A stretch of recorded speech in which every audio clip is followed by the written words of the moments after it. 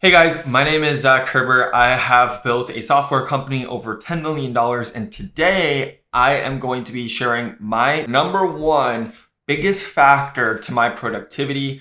And productivity is a huge focus for me in my everyday life because I need it to survive. My company needs it to survive. My employees need me to stay productive. So everything that I can do to be a better version of myself, as well as work a little bit smarter rather than harder and burning myself out, I'm going to do and I'm going to pay attention to. And the biggest thing that has been the biggest needle mover for me is going to be sleep. Now, sleep is something that some of us love, other of us might skimp on, but it is something that we all definitely need. And I know that sleep isn't the most sexy thing to talk about. It's not the newest app. It's not the newest wristband. It's not all of this cold plunge and whatnot.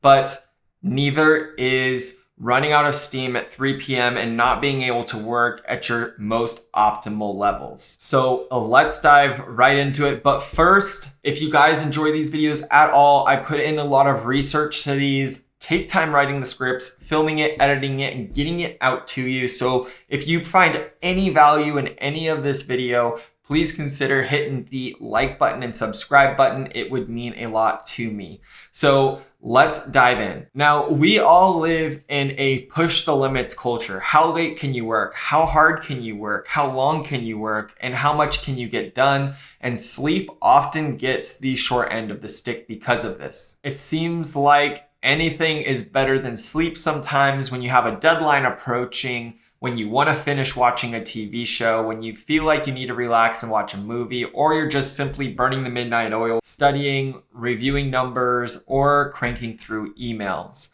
But what does trading, getting a little bit more done at the end of the night for less sleep actually cost you? There are countless studies out there showing that sleep deprivation is like kryptonite for our cognitive abilities and our ability to get things done in general.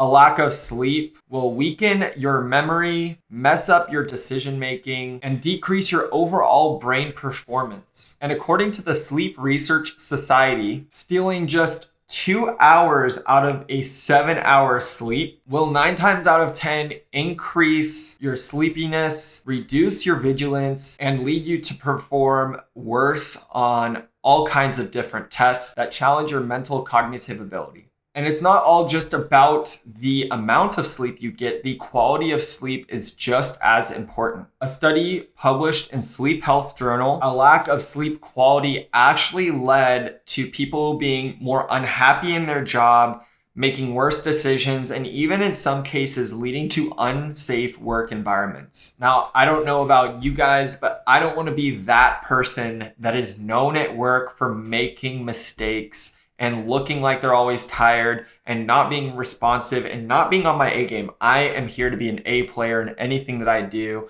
and sleep needs to be in alignment for this to make sense. And sleep needs to be in alignment with my goals for me to accomplish anything that I want to set out to do. Now, I'm gonna go over just a couple of quick tips and tricks that have really helped me improve not only my quality, but my overall sleep in general. And these tips are really here to help you guys. They're what works for me. Everybody's a little bit different, but these tips should work for just about anybody. The first tip is setting a specific sleep schedule. Like clockwork, try to wake up at the same time and go to bed at the same times every day.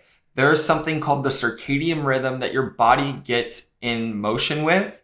And if you've ever woken up at the same time all week long and on Saturday you magically wake up at the same time without the alarm, it's because your body's in a circadian rhythm for that time. And the closer you can stick to that circadian rhythm, the easier it's going to be for you to fall asleep, the easier it is going to be for you to wake up, and the more quality you're going to have while you are asleep. Tip number 2 is creating the right environment.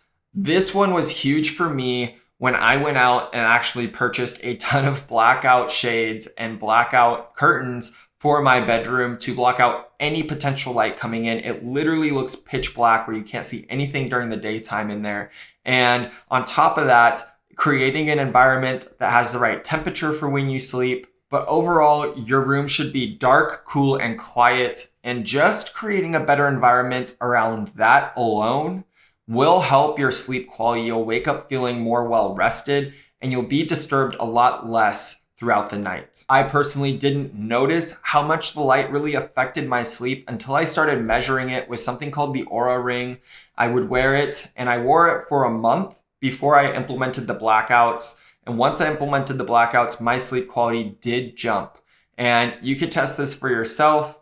I've used the Aura Ring in the past. I've also used the Whoop Band. You can use a lot of different things to track your sleep at night. If you need a workaround, buy some earplugs, buy an extra fan, or even just buy a blindfold and sleep with a blindfold on so no light is coming into your eyes. Moving on to number 3, this is probably one that I struggle with the most, and that's limiting screen time before bed. These screens are emitting blue light, and it's no secret that watching screens, whether it be a TV or a phone, even an hour before bed can really hurt the way that your brain is operating and the way that it goes into sleep mode. If you are filling your eyes with blue light right before bed, your brain sees that blue light as something similar to the sun. And when your body feels like the sun is up, it is a little bit harder to get a full restful night's sleep right out of the gate. So limiting your screen time will make a difference. I've measured it again with the Aura Ring.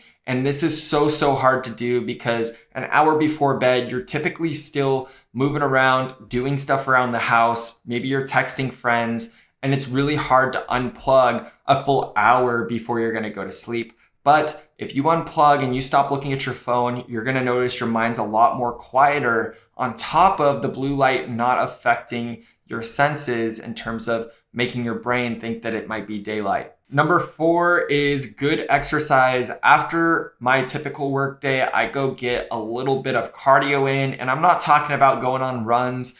Even a nice walk outside during sunset or in the evening can really start to put your mind at rest. And when you're recovering from that little bit of cardio, you can fall asleep a lot easier and fall into a lot deeper sleep a lot faster.